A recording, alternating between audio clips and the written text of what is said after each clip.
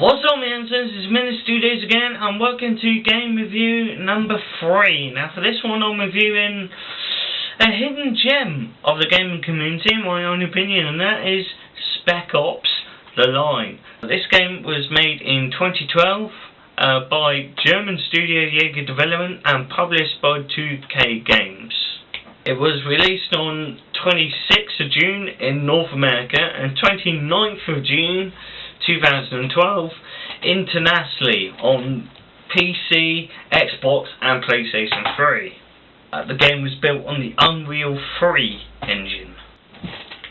Now, the basic plot of the film is you play as Captain Martin Walker, who leads a 3-man Delta Force team into Dubai, which has been hit by sandstorms which have destroyed the city. On the way, Walker and his team, Lieutenant Adams and Sergeant Lugo, have to locate Colonel John Conrad of the 33rd Battalion United States Army, which deployed to Dubai voluntarily to help evacuate the civilians, but haven't been heard for 6 months before a rogue radio transmission was picked up.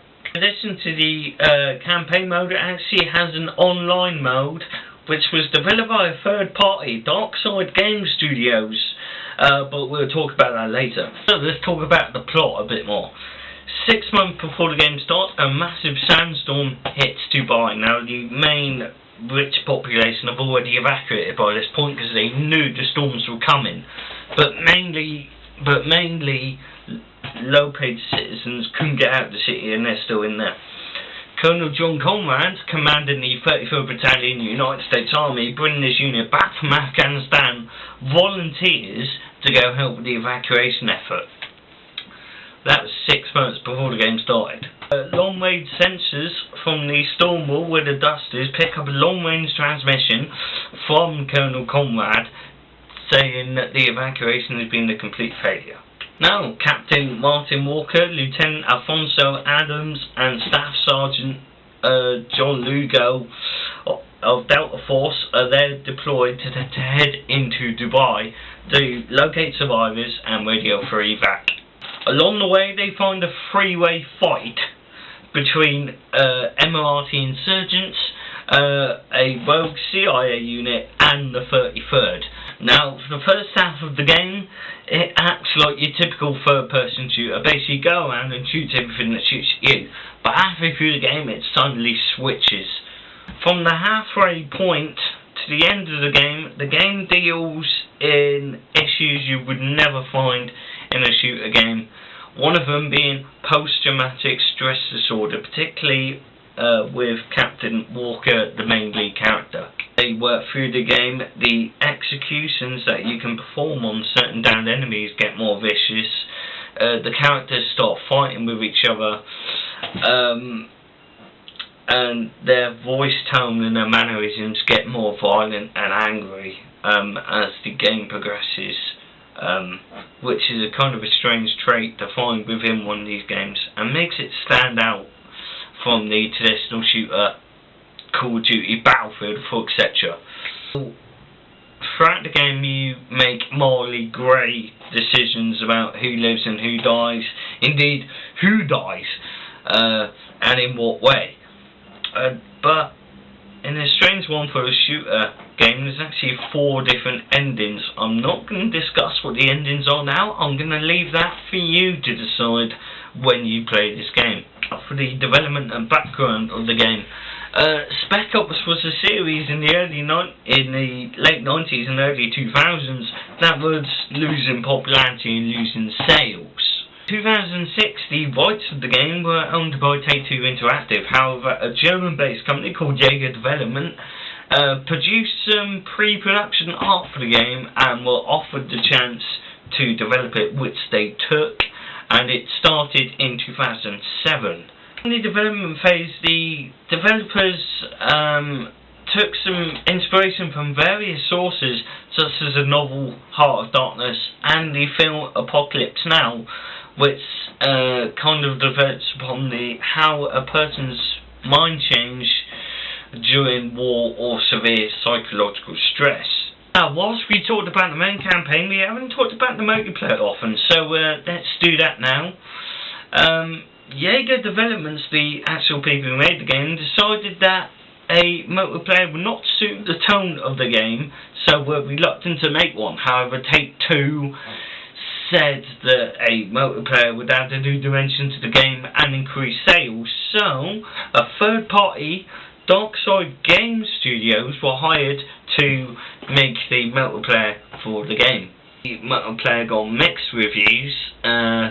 Some people said it didn't match up with the game and the feel of it and all that, and I want to agree with them. I don't think it does. It is a bolt-on basically. Having played the multiplayer, it doesn't feel right for me. It's time for my own personal feelings on the game, isn't it? It's one of my favourites. It's up there. The Dubai, where they are, the game mechanics is designed perfectly. There's just enough dust and just enough storm, but not enough to cover the exterior of the city, which is what you need. So you can see what everything used to be like, but now you can see what everything is like. So it's a big props for the game mechanics there. Terms of narration and character development, Martin Walker is voiced perfectly by Nolan North. The chemistry between all three of them, Walker, Adams and Lugel, and it degenerating throughout the storyline, is played perfectly. The use of weapons and limited ammo in the city is well played upon, since it's not a military city. They have to find ammo buried in the sand or picked up from weapons or things like that, so that's played pretty well as well.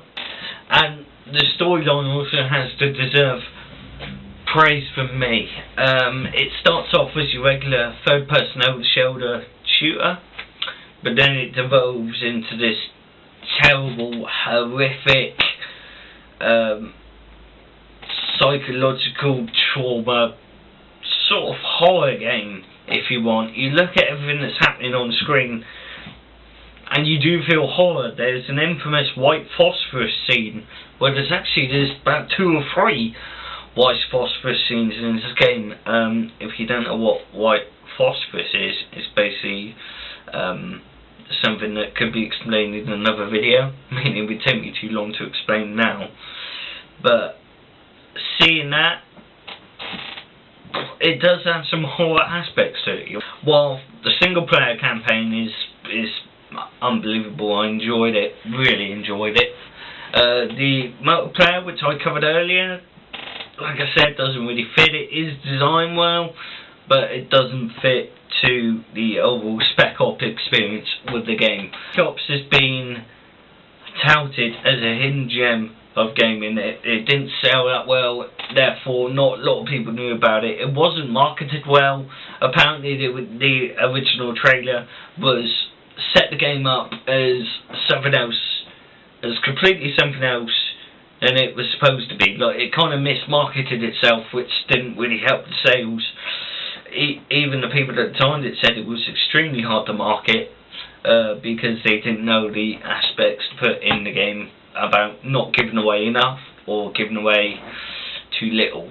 It was a kind of delicate balancing act for this game. So it's a hidden gem. Not a lot of people know about it, but all I have to say, if anyone's watching this and feels like they don't know enough about the game or anything like that, just play it. Play it. As long as you're over 18, there's an 18 certificate, but if you're over 18, get the game. Get it. I've got it here in this Xbox 360 title. I don't think it's backwards compatible on Xbox One yet, but that should be coming in the near future. But for the meantime, get it for 360 or PS3 or PC. There's one there as well, but very enjoyable game, and I enjoyed it, and I would urge anyone to play it. And that is it for Menace Studios game review number 3. That was Spec Ops The Line. If you guys want to see any more of these, or if you have any comments about which game I should review next, please leave a comment down below. or like or dislike if you like the concept of what I'm doing here. But apart from that, all I've just got to say is thank you guys very much for watching the video. If you like it, please give your like button a little tickle just to let me know you appreciate it a little bit, and press your subscribe button at the same time. I'll be in the studios. Thank you very much guys, and I will see you in the very next video. Bye bye.